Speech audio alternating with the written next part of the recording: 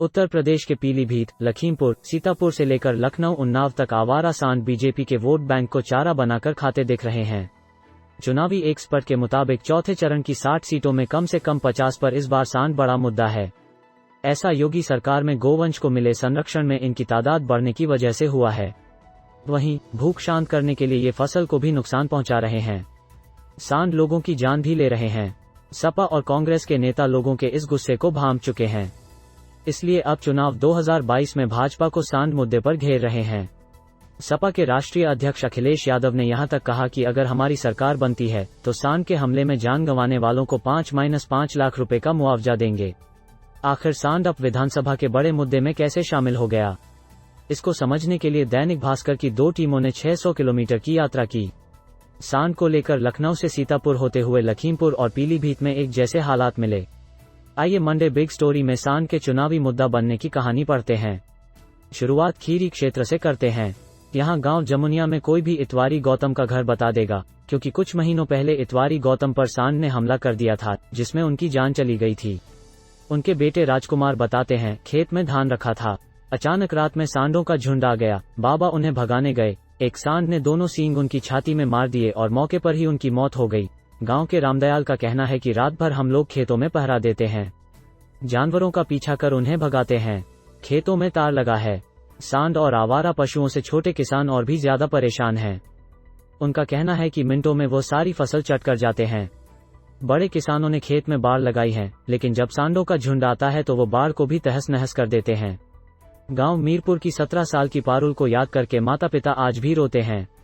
वो कोचिंग से वापस आ रही थी। सड़क पर लड़ रहे सांड से बचने के लिए वो दूसरी ओर जाने लगी, लेकिन वहां भी सांड आ गए। भगदड़ में वो एक स्कूल बस के नीचे आ गई और मौके पर ही उसकी मौत हो गई। पारुल के चाचा अशोक बताते हैं कि सरकार जानवर बिकने नहीं दे रही है। इन्हें गाड़ी में भरकर कहीं छोड़ने जाओ तो पूरी रात पुलिस थाने में बंद रखती है। उल्टे हमसे पैसे वसूले जाते हैं।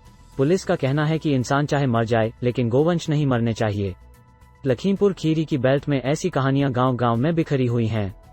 पीलीभीत पहुंचने के बाद गुरबाज, हरिओम जैसों की कहानी सामने आई। अब आपको यहां से 150 किलोमीटर दूर पीलीभीत लेकर चलते हैं।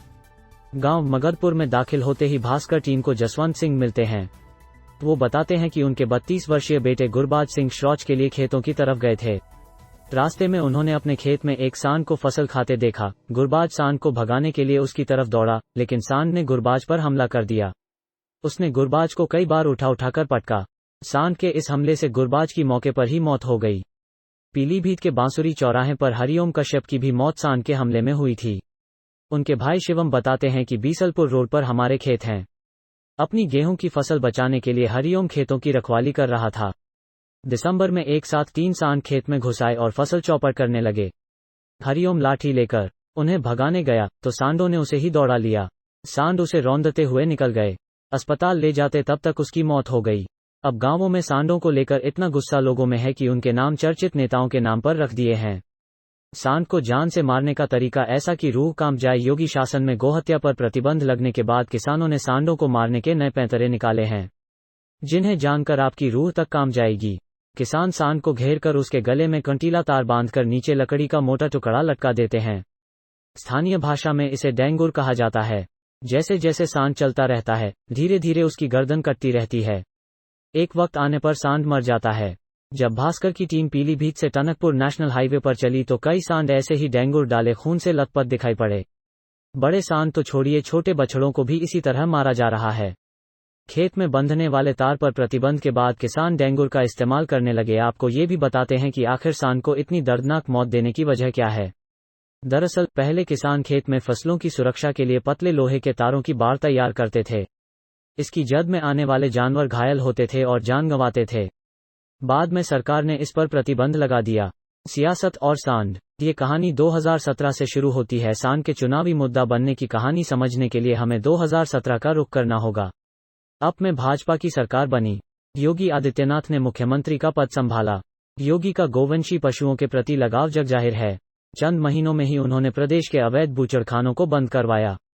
योगी सरकार ने गाय या गोवंश पशुओं की हत्या पर बने कानून में संशोधन करते हुए 10 साल की सजा का प्रावधान किया था। इस कदम का एक असर ये हुआ कि अब की सड़कों पर आवारा पशुओं की तादाद बढ़ती गई।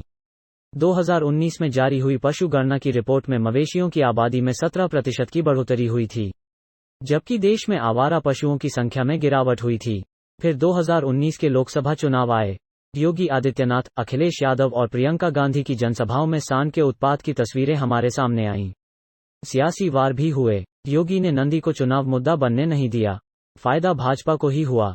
अब विधानसभा चुनाव 2022 में एक बार फिर सांड मुद्दा बन चुका है।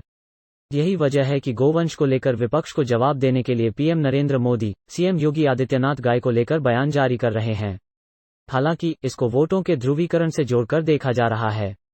बहरहाल, प्रदेश में किसानों की एक बड़ी तादाद है जो आवारा मवेशियों के मुद्दे पर साफ तौर से असहज दिख रहे हैं। लोकसभा चुनाव 2019 में भी नंदी थे हावी। विधानसभा चुनाव 2022 की जनसभाओं में भी नंदी ही दिखे। गौशालाएं बनवाईं, बजट भी दिया।